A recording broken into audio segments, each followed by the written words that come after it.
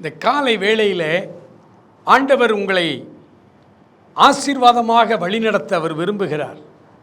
அதற்கு முன்மாதிரியாய் உதாரணமாய் பவுல் அப்போஸ்தலனை அவர் கொண்டு வந்து நிறுத்துகிறார். பிலிப்பியருக்கு எழுதின நிருபம் 1 அதிகாரம் 12வது வசனத்தை உங்களுக்காக நான் வாசிக்கிறேன். சகோதரரே, எனக்கு சம்பவித்தவைகள் சுவிசேஷம் பிரபல்யமாகும்படி ஏதுவாயிற்றென்று நீங்கள் அறிய மனதாயிருக்கிறேன். பால் த மேன் ஆஃப் எவாஞ்சலிஸ்ட் என்று சொல்லுவார்கள். பவுல் ஒரு மிகப்பெரிய ஹீரோ. அவர் சொல்கிறாரு, சகோதரரே, எனக்கு நேரிட்டவைகள் எல்லாம், என் வாழ்க்கையில் என்ன சம்பவம் நடந்தாலும் அது உலக பிரகாரமான பார்வையிலே லாபமாகவும் இருக்கலாம், நஷ்டமாகவும் இருக்கலாம், இழப்பாகவும் இருக்கலாம். எனக்கு நேரிட்டவைகள் எல்லாமே சுவிசேஷம் பிரபல்யமாகுவதற்கு தான் ஏதுவாயிற்றென்று நான் அறிந்திருக்கிறேன். ஆண்டவர் உங்களையும் என்னையும் அவரிடத்தில் அன்பு கூறுகிறவர்களாய் நம்மை அழைத்திருக்கிறாரே. அப்படியானால் நம்முடைய வாழ்வு எதை பிரதிபலிக்க வேண்டும்? நமக்கு நேரிடுகிற எந்த காரியமாக இருந்தால், லாபமோ நஷ்டமோ, எல்லா காரியங்களிலும் சுவிசேஷம் பிரபலமாவதற்கு ஏதுவாய் நாம் வாழ வேண்டும். நமக்கு நேரிடுகிறவைகள் எல்லாமே சுவிசேஷம் அதனால தான் அவர் சொன்னார், என்னுடைய கட்டுகளை பார்த்து அநேகர் தைரியமாய் சுவிசேஷத்தை பிரசங்கிக்கிறார்கள். சிலர் பொறாமையினால் பேசுகிறார்கள், சிலர் என்மேல் பகை கொண்டு பேசுகிறார்கள்.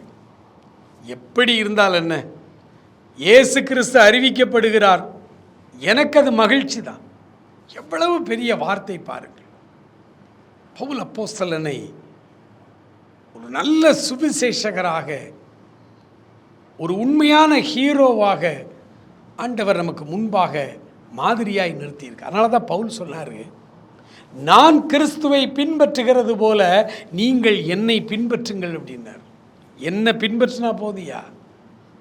ஏன்னா நான் அந்த அளவுக்கு கிறிஸ்துவை பின்பற்றி கொண்டு அந்த அடிச்சுவடியிலே நடந்து கொண்டிருக்கிறேன். அதனால் என்னுடைய அடிச்சுவட்டை பின்பற்றி வாருங்கள். பவுலுக்கு மிக தெளிவான நோக்கம் இருந்தது. என்ன நேரிட்டாலும் அது சுவிசேஷம் பிரபலமாகும்படிக்கு தான் இருக்க வேண்டும் என்று. ஆண்டவர் உங்களையும் என்னையும் இந்த காலை வேளையில் அவர் பவுலை போல நம்மை எதிர்பார்க்கிறார். மகனே, மகளே, உனக்கு நேரிடுகிற அனைத்து காரியங்களும் சுவிசேஷம் பிரபலமாகும்படிக்கு ஏதுவாயிற்றென்று நீங்கள் அறியாதிருக்க எனக்கு மனதில்லை என்று அவர் சொல்லுகிறார். அவரிடத்தில் காலை வேளையிலே நம்மை அர்ப்பணிப்போம். ஆண்டவரே, எனக்கு எது நடந்தாலும் அது நன்மைக்காகவே. ஆகவே நான் உம்மை துதிக்கிறேன். ஆண்டவருடைய சமூகத்தில் மகிழ்ச்சியோடு ஜெபம் பண்ணுவோமா? ஸ்தோத்தரிக்கிறோம் ஆண்டவரே, நன்றியோடு உம்மை துதிக்கிறோம், நன்றியோடு உம்மை ஸ்தோத்தரிக்கிறோம். அப்பா, பவுல் அப்போஸ்தலனை போல எங்கள் வாழ்வு மாறட்டும் ஆண்டவரே. அவருடைய அடிச்சுவடுகளை நாங்கள் பின்பற்ற எங்களுக்கு கிருபை தாரும் ஆண்டவரே.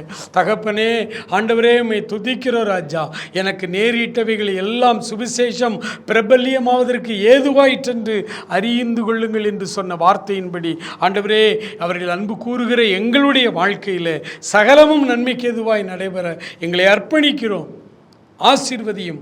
பவுலை போல எடுத்து ஒவ்வொருவரையும் பயன்படுத்தும். இயேசுவின் நாமத்தில் ஜெபிக்கிறோம் எங்கள் அருமை பிதாவே. ஆமேன், ஆம்.